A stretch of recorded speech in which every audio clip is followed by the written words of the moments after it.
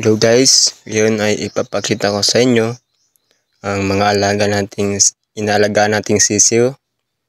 Mga 5 days na po ito sila sa akin. So, ngayong umaga alas 5, binigyan natin ng patuka kasi naubos na, saka tubig.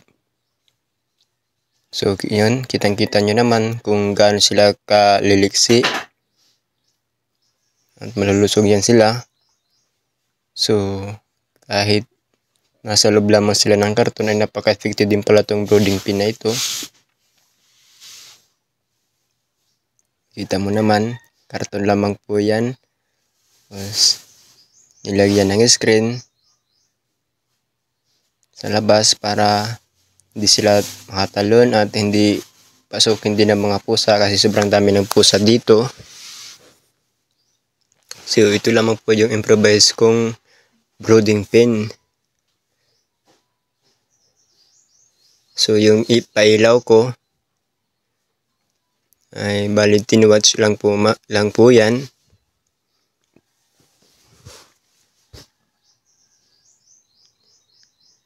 Yung pailawan ko pala ay yung nasa gilid.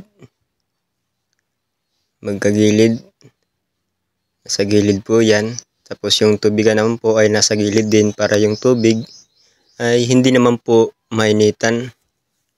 Kasi pag mainitan po yan, tapos inumin ng ating mga alagang sisiw ay napakadelikado po. Baka yan po ang dahilan na magkasakit sila, magtay-tay, magkakos ng diarrhea. So yun ang ikakamatay ng ating mga alagang sisiw, kaya napakahalaga po na hindi siya mainitan. Kaya inihiwalay ko lamang po, magkalayo, yung malayo sa ilaw. So, yun, sa 5 days, ang lakas nilang kumain. So, kaya itong brooding pin ko ito yung pangtakip ko kapag gabi. Tinatakpan ko po yan, tapos dinadaganan ko ng kahoy din para medyo yung mabigat. Kasi delikado talaga ito sa mga pusa namin. Maraming pusa.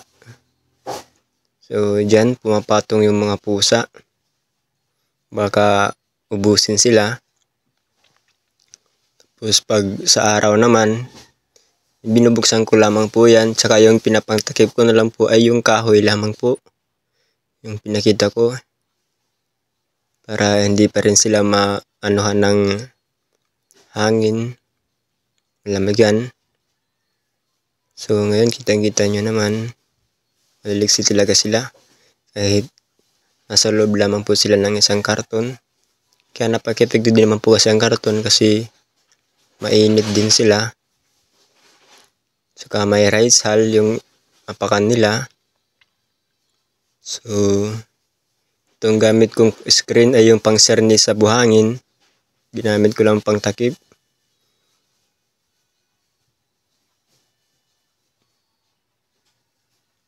Tsaka ito yung mga gilid-gilid, may mga kahoy din yan para hindi pasukin ng pusa sa mga gilid-gilid.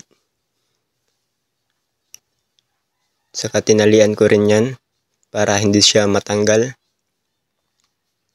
Yung mga tali po yan. Bawat gilid. Tinali ko sa may karton yung mga kahoy na yan, nakawayan. So, yun, napaka-effective din po talaga ng brooding pin na ito. Kaya siguro, pag malalaki na sila, medyo masikip na sa kanila, ay pwede natin yan ilipat sa malalaking brooding pin. O di kaya mag-extend na lang po tayo ng isang karton. So, yun lamang po guys. Salamat nga pala sa mga nanonood. Mga followers natin sa YouTube and FB page. Maraming salamat po. Yun lang po.